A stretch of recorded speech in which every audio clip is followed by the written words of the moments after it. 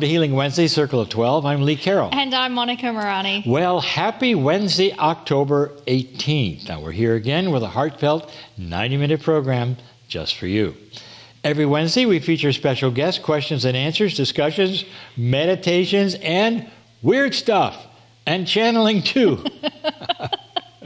Okay, I bet most of you know that all that green stuff around us means something. What's happening around us anyway? Well, I love it, and it's called the Green Mist. It is just for members. It's a 40-minute guided meditation from Lee and I, where we meet 7 profound healers in very special, powerful healing energy. If you missed the first one, as a member of Healing Wednesday, you can find the replay in your portal.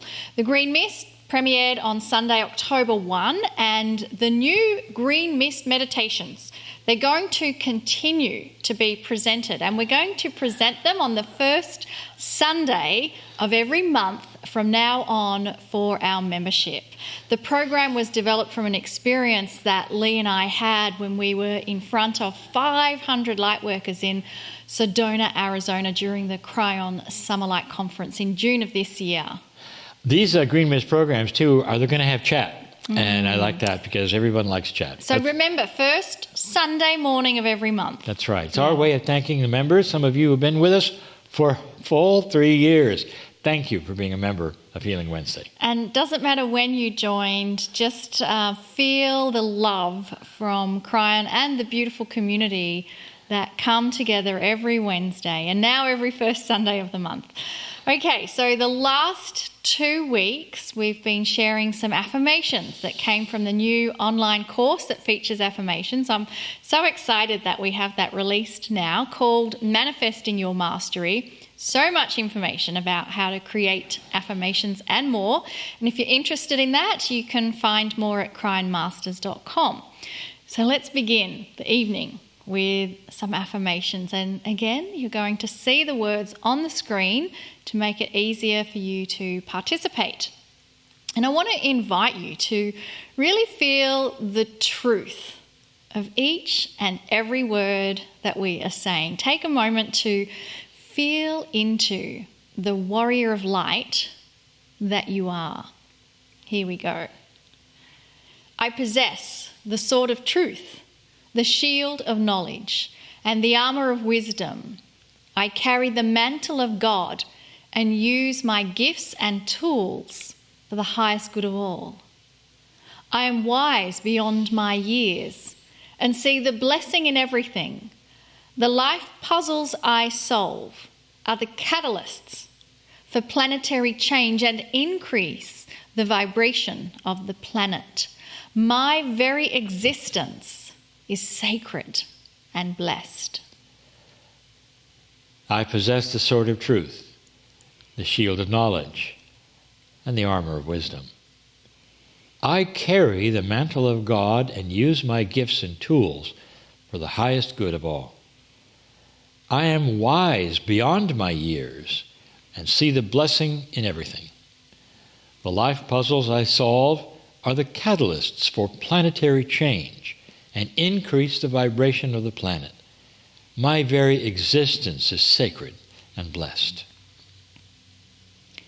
I possess the sword of truth, the shield of knowledge, and the armor of wisdom. I carry the mantle of God and use my gifts and tools for the highest good of all. I am wise beyond my years and see the blessing in everything. The life puzzles I solve are the catalysts for planetary change and increase the vibration of the planet. My very existence is sacred and blessed. Wow, thank you, Monica. I continue to enjoy this way of starting our programs with these affirmations. And again, we want to let our subscribers know that we're going to use these same affirmations for the next week to follow.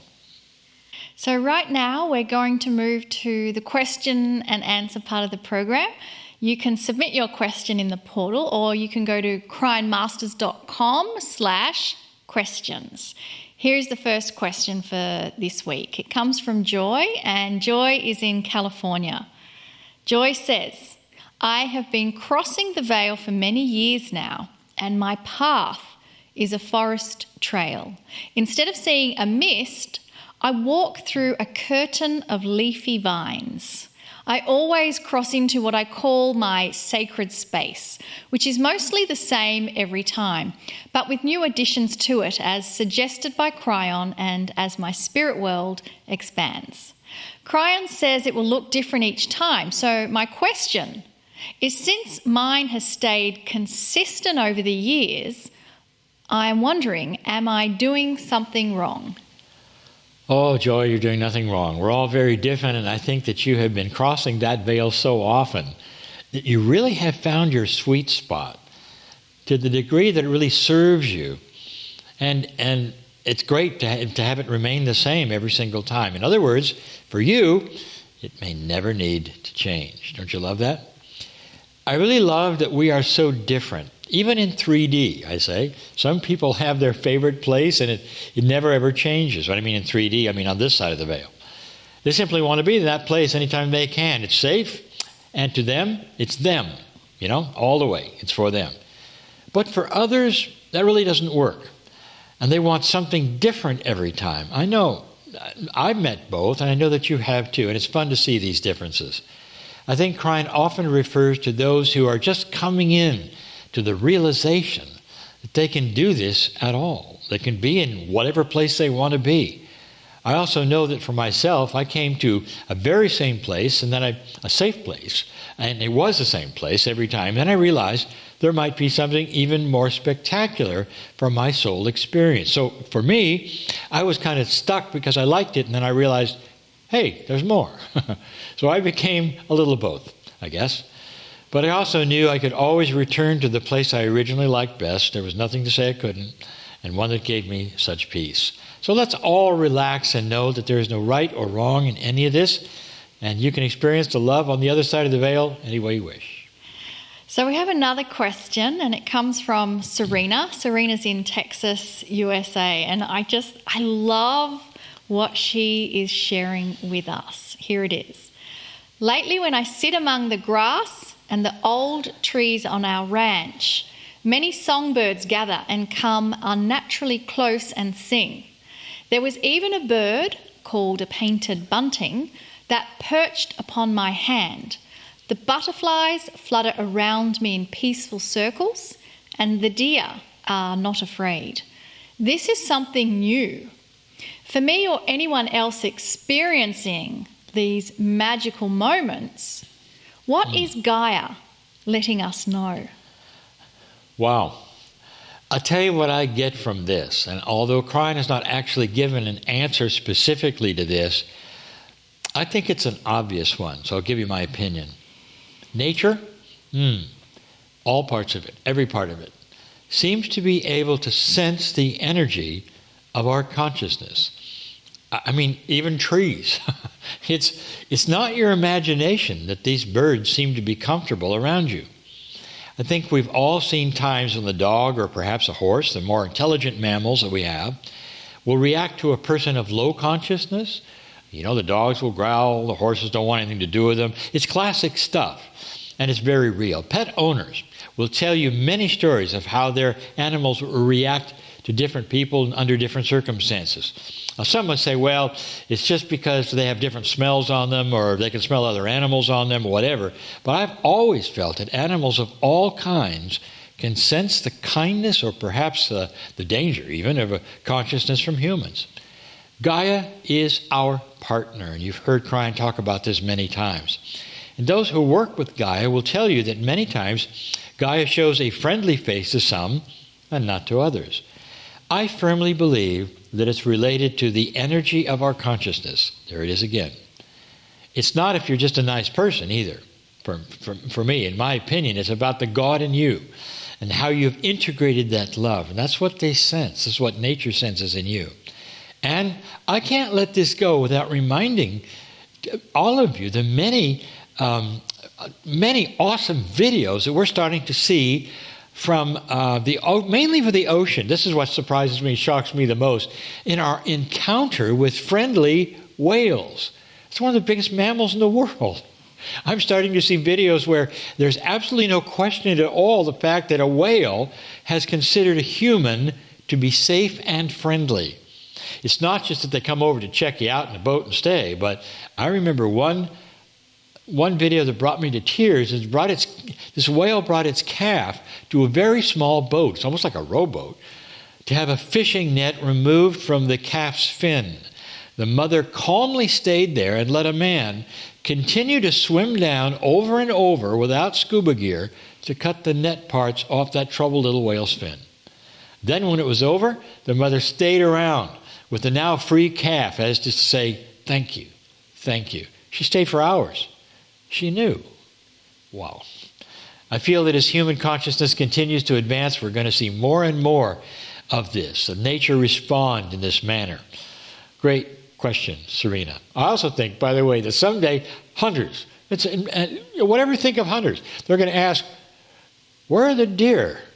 It seems like they're hiding.